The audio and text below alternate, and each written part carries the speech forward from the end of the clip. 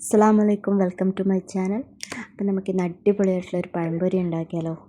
അതിന് വേണ്ടിയിട്ട് ഞാനിവിടെ 2 പഴുത്ത നേന്ത്രപ്പഴം എടുത്തിട്ടുണ്ട്. അത് ഞാൻ നേരെ പകുതിയാക്കിയിട്ട് ആ പകുതി നീളത്തിൽ വെച്ചിട്ട് മുറിക്കാമെന്ന്. ഫുള്ളായിട്ടുള്ള പഴമാണെങ്കിൽ മുറിക്കാം.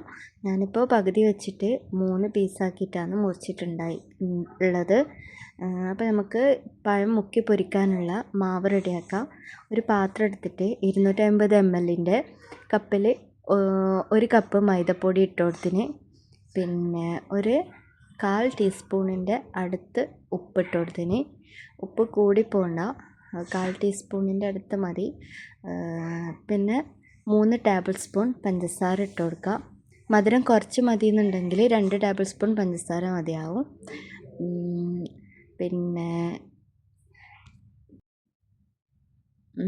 പിന്നെ വേണ്ടത് ഒരു നുള്ള് അല്ലെങ്കിൽ 1/4 ടീസ്പൂണിനേക്കാളും കുറവ് നമ്മളെ സോഡാപ്പൊടിയിലെ അപ്പക്കാരെന്ന് പറയും, അതിട്ട് കൊടുക്കുക.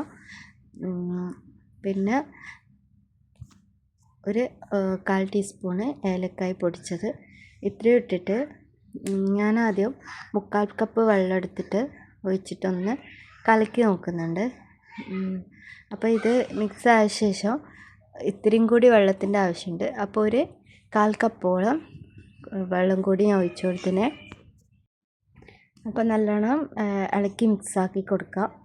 അപ്പോൾ ടോട്ടൽ 1 കപ്പ് മൈദക്ക് 1 കപ്പിൻ്റെ അടുത്ത് വെള്ളം ഒഴിച്ചിന്. 1 കപ്പ് ഫുള്ളായിട്ട് വേണ്ട, നല്ലോണം നല്ല സ്മൂത്തായിട്ട് ഇളക്കി കൊടുത്ത ശേഷം പിന്നെ ഒരു നുള്ള് മഞ്ഞൾപ്പൊടി കൂടി ചെറിയൊരു കളർ കിട്ടാൻ വേണ്ടി ചേർത്തിട്ട് നല്ലോണം മിക്സാക്കി കൊടുക്കുക. ഫുഡ് കളർ ചേർക്കുന്നതിലും നല്ല മഞ്ഞൾപ്പൊടി ചേർക്കുന്നതാണ്. അപ്പോൾ അത് നല്ലോണം മിക്സാക്കി കൊടുക്കുക. അപ്പോൾ ഇത്രയേ ഉള്ളൂ നമ്മൾ കൂട്ട്. അപ്പോൾ ഇനി ഇതൊരു 5 മിനിറ്റ് റെസ്റ്റ് ചെയ്യാൻ വെക്കുക.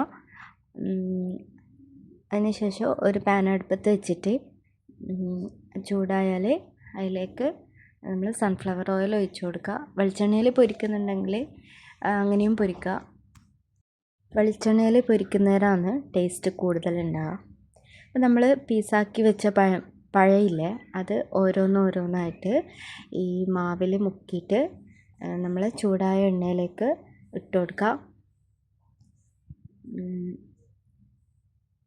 മീഡിയം ടു ലോ ഫ്ലെയിമിൽ വെച്ചിട്ട് പൊരിച്ചെടുക്കുക.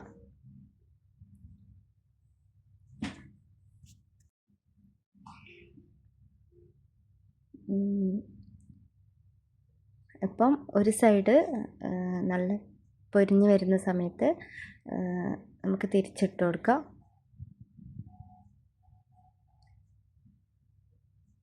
പഴംപൊരി കരിഞ്ഞതൊന്നുമല്ല, അത് നമ്മൾ മഞ്ഞളിട്ടുകൊണ്ട് നല്ലൊരു കളറിൽ കിട്ടിയതാണ്.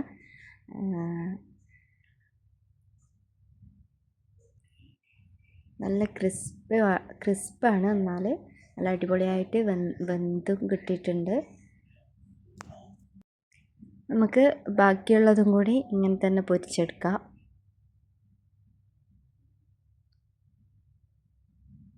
അടിപൊളിയായിട്ടുള്ള പഴംപൊരി റെഡി ആയിട്ടുണ്ട്.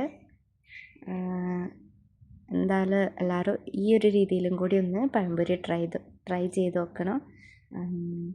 വീഡിയോ ഇഷ്ടമായ ഒന്ന് ലൈക്ക് ചെയ്യണേ, ഷെയർ ചെയ്യണേ, സബ്സ്ക്രൈബ് ചെയ്യണേ. Thank you.